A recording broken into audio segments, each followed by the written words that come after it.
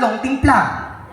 Sabi nila, ang buhay ay parang pagtitimpla ng kape.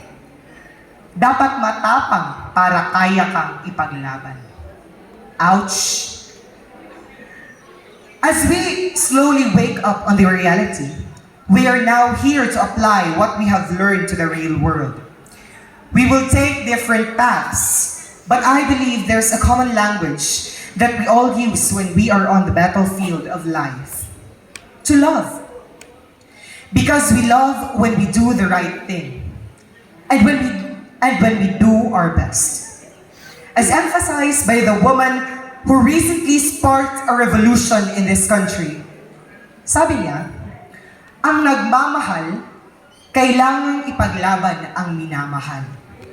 A life lived with love should be a life lived with courage. I recognize that facing the real world may mean venturing to the greatest battles of our lives.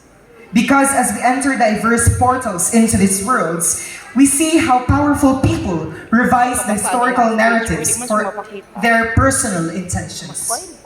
We are living in a world where the fangs of justice are only for those who can afford it. Some people say that these are merely exaggeration and it's impossible to happen. But I want to say that they are wrong. These won't happen if they have love left in their hearts. Pangatlong timpla, lagi po natin tandaan. Ipaglaban kung ano sa tingin mo ay tama.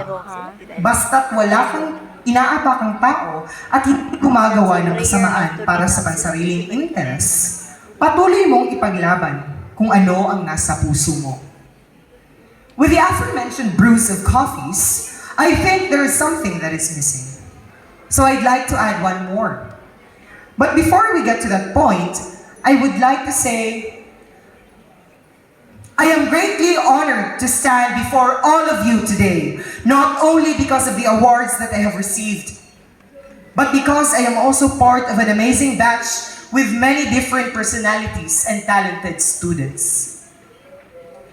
For the fourth and last blend, coffee is best when you are the one making it. I would like to emphasize that our decisions in life will affect the coffee that we will consume in the future.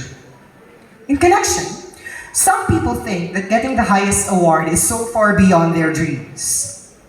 Some people think that it's an easy feat.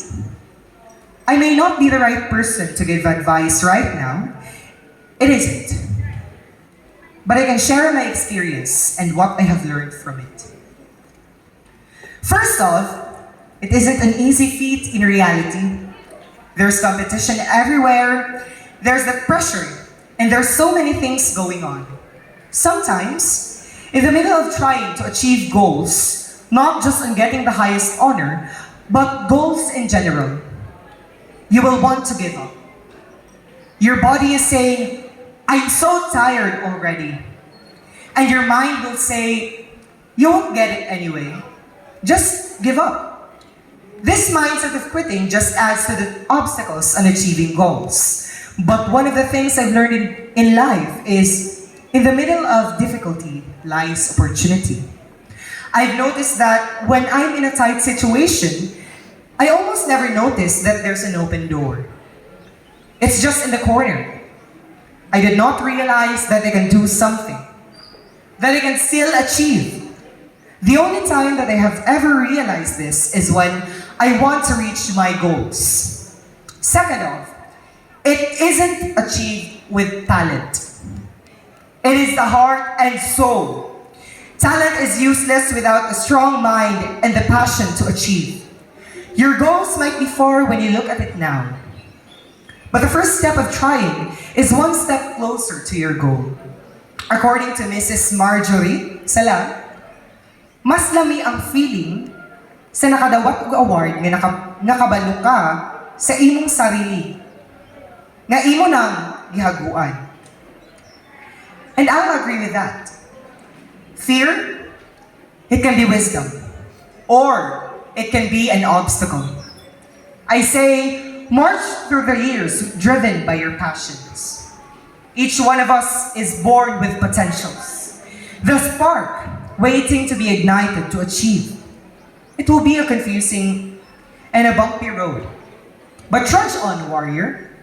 Every great hero starts with a small spark.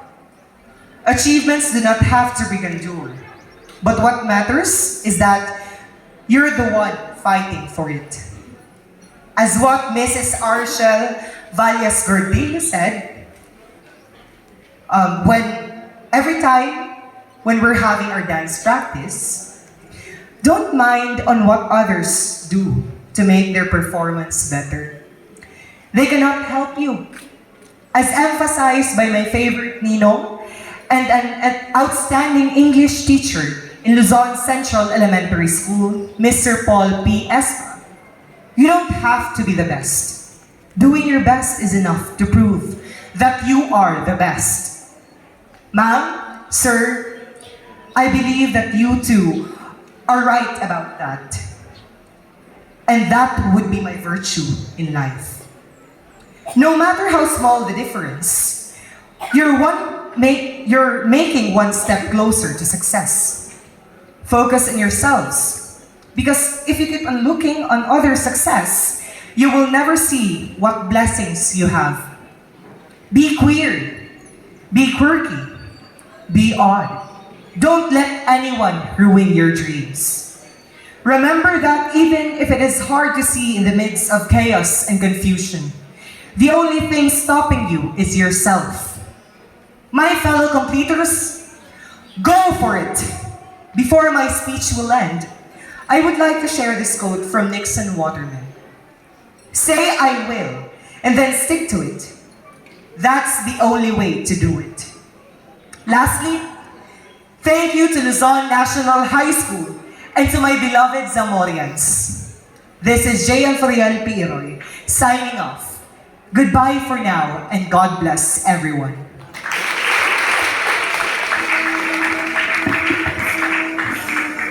Thank you so much, Jagan, for such a wonderful word.